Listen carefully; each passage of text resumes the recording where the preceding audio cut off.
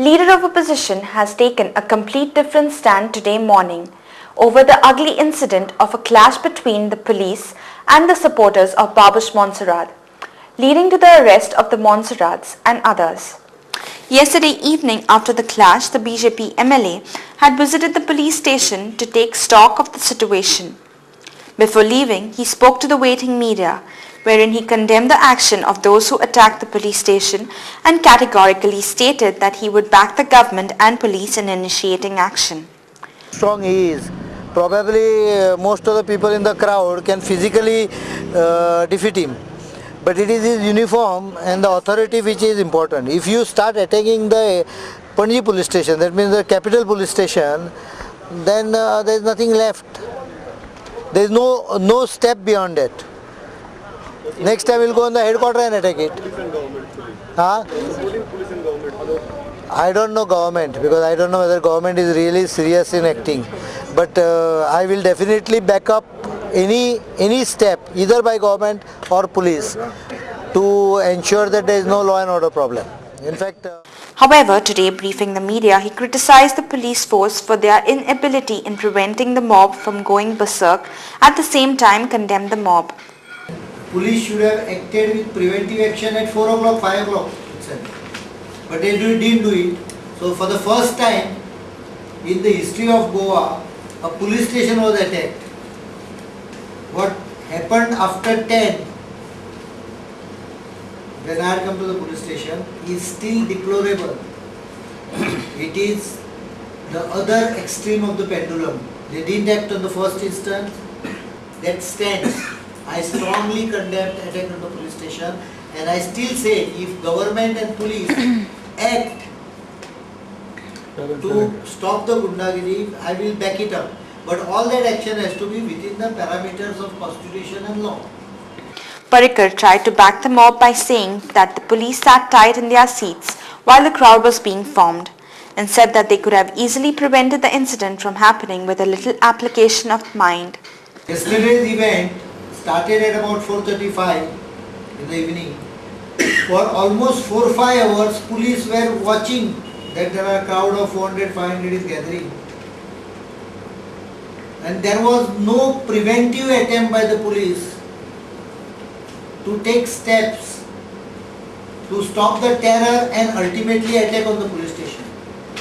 And when Babush Montserrat is involved, the police by knows very clearly what are his style of functioning. BJP, you don't have to do all that. But his strength and weaknesses are known to the police. Police have to take steps based on that. He condemned the police attack of the residence of Babush, arrest of his son, including assault and arrest of Jennifer Montserrat. The arrest of son of the MLA, absolutely uncalled for, because he is nowhere involved. The method by which police treated public elected representative is uncalled for. They could have taken preventive. I am not commenting on their power to arrest and power to detain someone to prevent law and order situation. And what I hear and what you also hear, because I have not seen it personally, the police going berserk and breaking glasses and damaging property, which has never seen in the annals of Indian history, possibly. These are all signs of total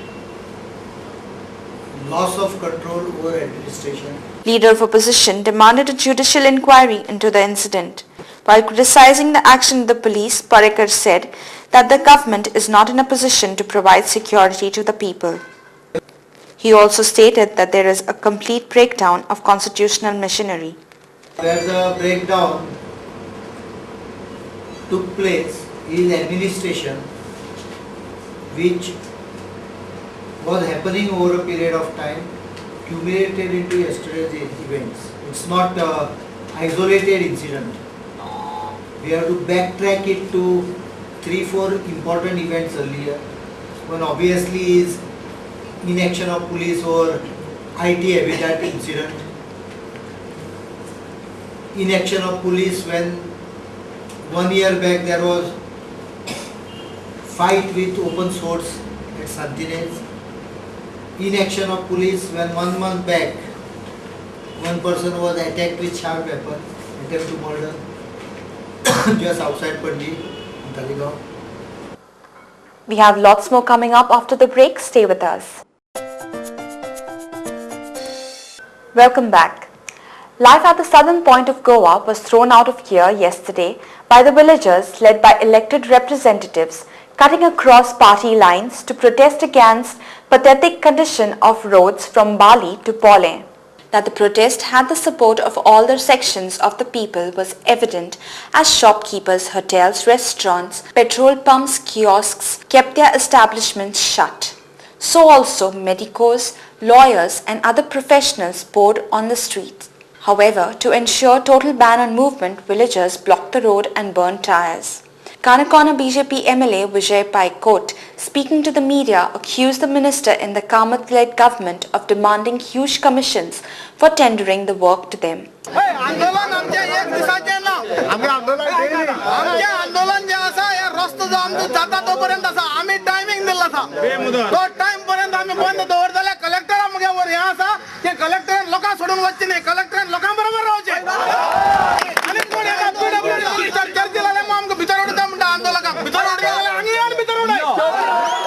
Some truck drivers and transporters became victims of the protesters and they were made to unload the material in the middle of the road, after which their vehicles were punctured. Some office goers had to face the brunt of it as they had to walk to reach their workplace. Police teams from almost all the police stations from South Goa were summoned to Kanakona and stationed at different points to ensure that situation does not go out of hand. South Goa Collector G.P. Naik tried to request them to call off the strike. However, he was geared out by the people.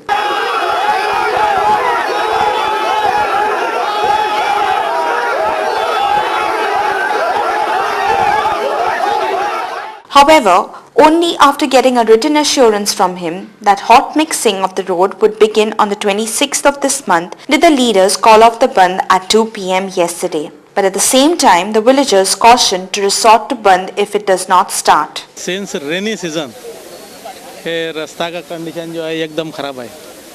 From rainy season, and I think Chief Minister assured people that he will start the work immediately.